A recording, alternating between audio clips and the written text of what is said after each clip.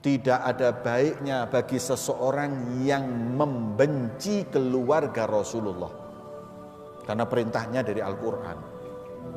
Tapi ketika meninggal dunia, dalam keadaan di hatinya ada kebencian dengan anak cucu Rasulullah, mata kafiron, mati dalam keadaan kafir. Au dalam riwayat adkhalahunallahu nar, masuk ke neraka. Orang yang benci dengan orang Arab itu munafik. Nabi yang ngomong. Kenapa? Karena kita mau nggak mau harus menghargai suku Arab yang di situ Nabi diturunkan. Kita jangan lihat Arabnya, lihat Nabi diutus di sana. Maka barang siapa yang nggak suka, maka itu kata Nabi munafikun wa bughdul Hashimi. Tapi kalau sudah benci dengan anak cucu Nabi Muhammad Bani Hashim, kafir. Karena itu adalah sukunya Rasulullah.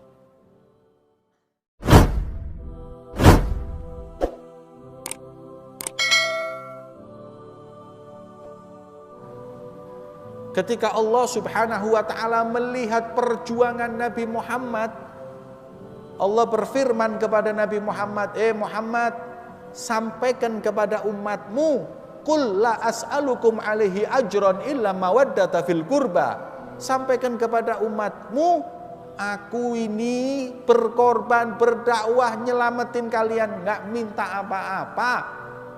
Aku nggak minta ganjaran, aku nggak minta biaya. Cuman aku minta kalian cintai anak cucuku, Quran.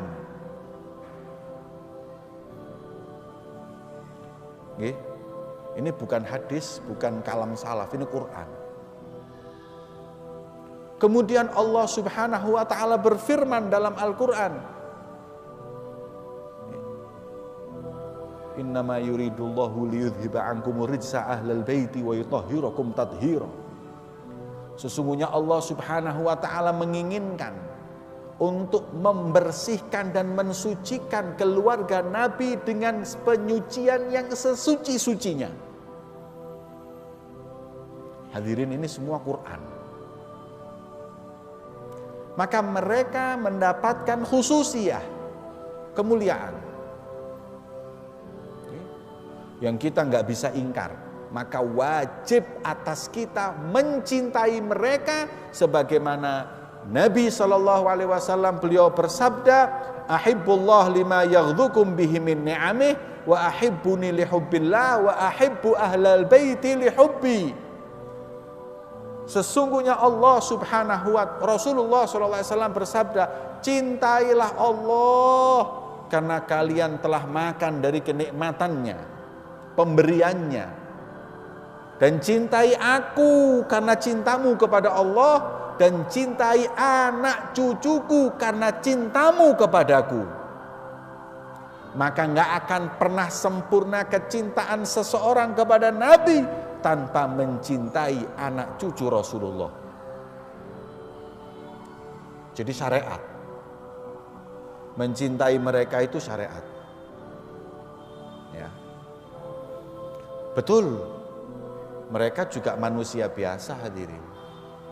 Gak terus kayak Superman.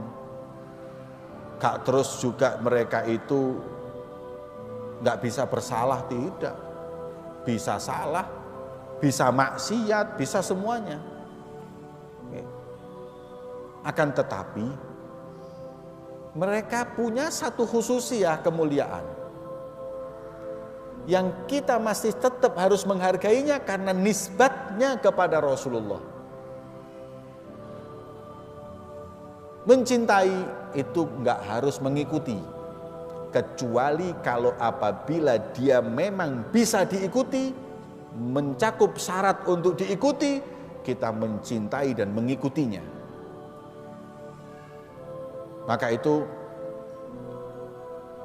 tidak ada baiknya bagi seseorang yang membenci keluarga Rasulullah, karena perintahnya dari Al-Quran.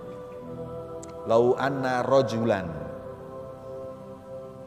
kata Rasulullah ini, lau anna rajulan, kalau ada seorang di antara kita, Sofana bainar rukni wal magam.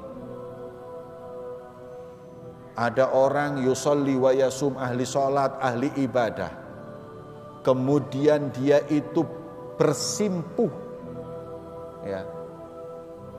Sofana itu artinya merangkak. Merangkak di antara rukun dan makom Ibrahim. Iki ning ngarepe Ka'bah. Ya, di depan Ka'bah berdoa dia. Terus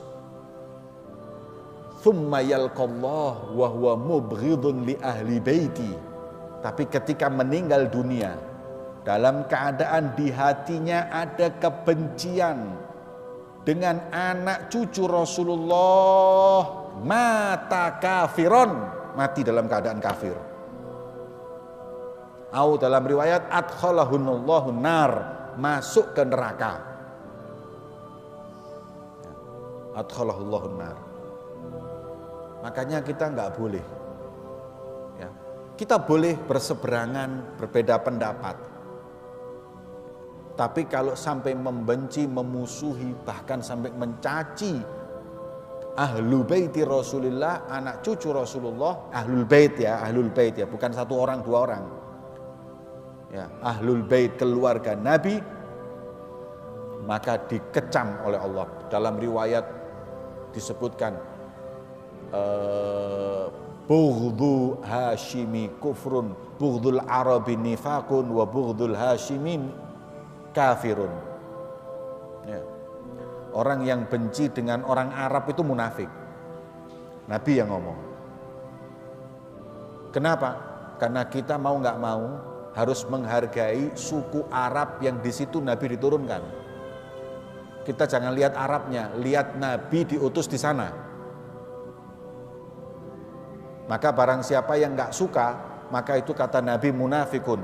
Wa bughdul Hashimi, tapi kalau sudah benci dengan anak cucu Nabi Muhammad Bani Hashim, kafir. Karena itu adalah sukunya Rasulullah.